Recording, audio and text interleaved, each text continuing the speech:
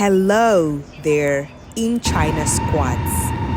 Welcome to another episode of exploring one of the most adventurous country in the world, that's China. And I am Rosalia Shiweva, and this is Shiweva In China YouTube channel. Welcome to the episode. If this is your first time, don't forget to subscribe, share with your friends, and also like the video. And let me know in the comment section whatever your thoughts are about this video. And today I'm giving you my first-hand experience, how it has been so traumatic the last 3.5 years. And trust me, not so long ago, I think I caught a cold, but someone was going to make an assumption that it was COVID, but I passed that and I'm like very fine, but I feel still I'm coughing a lot and I have a lot of mucus in my system, but one day at a time, right? One step at a time. So let me just take you back to the experience of being in China for 3 years and experiencing COVID, like first-hand experience. So end of 2019, in September, I left my home country, Namibia, to come to China with the dreams of studying, working, and doing business in China. And yes, you would want to know or ask, how would you do all that? Maybe wondering, why did you really leave your home country to go to China? Well, my first aim was to pursue my postgraduate degree, and in between, everything else could fit in. As I landed in the country with excitement, I started off going to school and continued living my life peacefully, as normal as it can be in China. Fast-tracked 2020, during the Chinese New Year time, we are hearing a rumor, as it sounded like it was just a rumor, that there's something going on and it's so serious. People are getting sick and people are also dying. And all that, I just rubbed it off and I thought, maybe it's just another story that is spreading around and it might not be that serious. However, I paid attention more and the news started spreading louder and louder to all of us. And as the news spread, I got to the thought of, well, this is serious. Maybe I should go back home. I'm like, we're hearing this thing. We don't know what it is. We are not trying to search on Chinese media to understand what's happening, but there's something happening, but I don't really know. But maybe it's going to end just in a few days, but I'm really not sure. So I called up my friends. I called my family and boom, I decided I'm going home. I bought the ticket. The next day, I was to take my flight from Shanghai. And before leaving, I passed the news to my then very close friend. I was like, hey, I'm leaving, going back home because of this sickness. And we are hearing that it's getting very serious and we don't know what it is exactly. So we spoke with him for like a very long conversation because I had to convince him that this was the right decision. I leave China, go back home, continue with my life at home and maybe do some business and stuff like that. And he was like, you are leaving. If you leave, I will not be your friend anymore. Oh, little Rose was like, oh, Daddy, you don't want to be my friend anymore if I leave? Okay. I have to listen to you. I will stay in China. I'm not going to move an inch. So I stayed. I decided to listen to Daddy and I'm like, I'm going to stay. I'm going to stay in the name of listening. So February 2020. Chinese New Year, we just got locked down. What seems like it will be over in few weeks went on and on, over 3 years and still counting. Wow, in between there were so many highs and so many lows. And you know what? Lockdown was not just a moment being closed out from the physical world.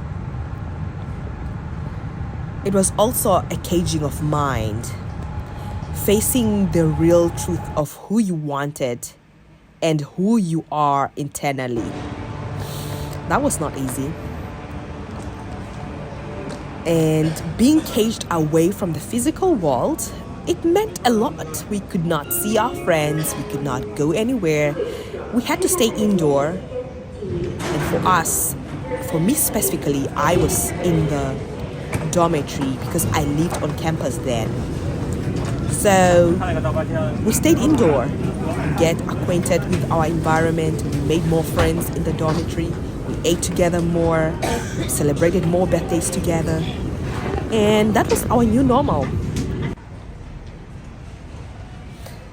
And so even in the midst of that, I had to leave Daddy because he gave me an ultimatum, right? And because of listening is listening, and we need to listen. But however, what shows that we are actually listening? So I needed to prove that I was listening by not going back home. So at the end of the day, lockdown gave me that time to think about, hey, Daddy, anyways, I listened, but I don't like the ultimatum that you gave me. So yeah, it kind of backfired. But anyways, apart from that, the highs of everything was actually taking time off, like being really just off from everything, of hustling and bustling, of being in a big city and just sitting down, doing nothing, drinking a hot cup of tea or hot cup of coffee. That was a very good time. Like I just needed that time, and everyone needed that time. And it meant more time to read, time to write, time to eat at home, healthy healthy made meals, homemade healthy meals, if I would say, and investing in exercising, investing in mental health approach. I even got a therapist, and I even consulted with a life coach, and I networked on social media with a lot of people. I connected more during this period of in and out of lockdown. And the lows of everything, the lows. Let's talk about the mountains that was in between, the mountains that I was facing, the mountain that was in front. It is actually the trauma of dealing with the unknown. 1 month you are in lockdown, and the next you are not. And then you are back in lockdown again, and then you are not. And then there's a new policy that says that you should put on a mask. We've been wearing a mask ever since. But now you should wear a mask and get tested and do not go outside just anyhow. You stay indoor in the dormitory. You will be out at 6 o'clock in the morning until 12 in the afternoon. And then the next month, it's like, okay, now the policy has changed. You're going to go be indoor from 12 to 6 p.m. And okay, fine. Now you guys are free. You can go anywhere. And the next month, it's like, okay, no, it's not that. It has not been solved yet. You need to go back to the dorm. You need to stay indoor. And in the space of all that, we continued staying indoor. And then it started sounding like a toxic partner in a relationship who was just giving you cold, hot, warm character. A toxic partner who is actually ghosting you in and out of the relationship. It started feeling like it was a relationship that had a lot of abandoned woods, and it was just like, if China was a man, I would have left already. That's what it started feeling like. And the loss of only having this one thing to talk about. Only one thing. When will it be over? When shall we return to see our loved ones back home, back to Africa, back to Namibia? It was really a seesaw of only one conversation. And tell me the truth, I got tired about talking about it. Even when I call my family, I'm like, okay, they're gonna ask me how am I? I'm okay, how about COVID? And I'm like, I don't want to talk about that. I just didn't want to talk about that anymore. I just don't want to talk about anything about China. Like, just don't ask me about what you're seeing in the news and wanting to confirm if that's the truth. I just don't want to talk about it. And I just wanted a new conversation. I just didn't want to speak about any of that.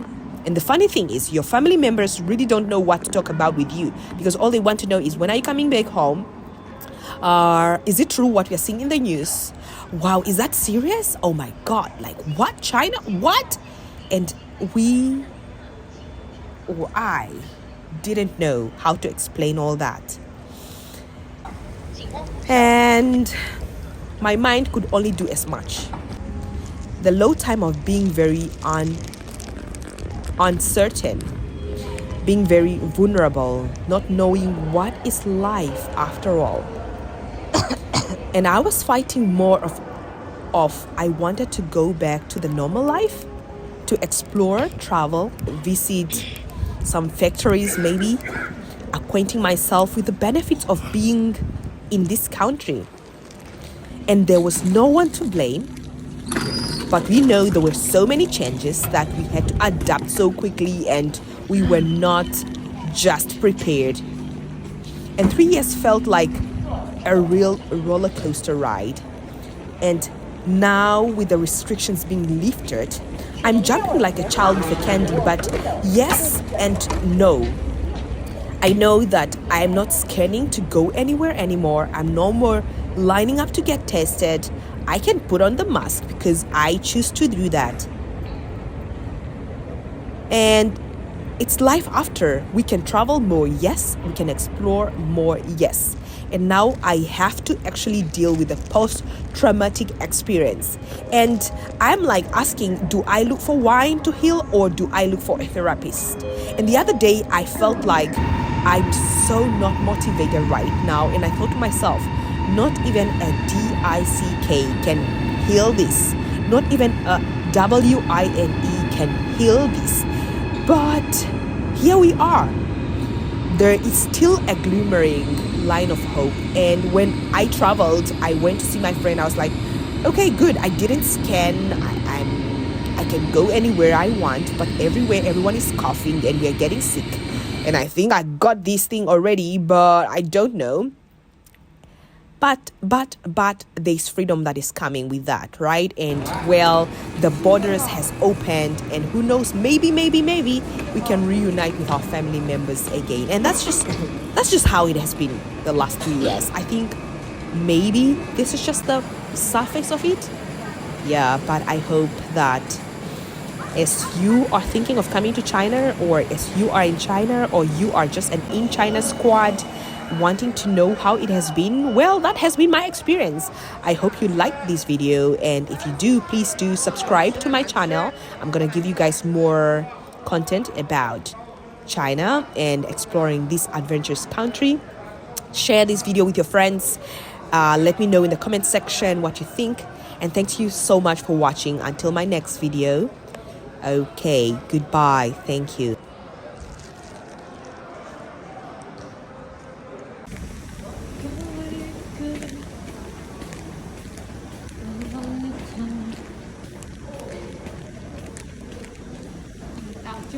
Chụp ảnh nào?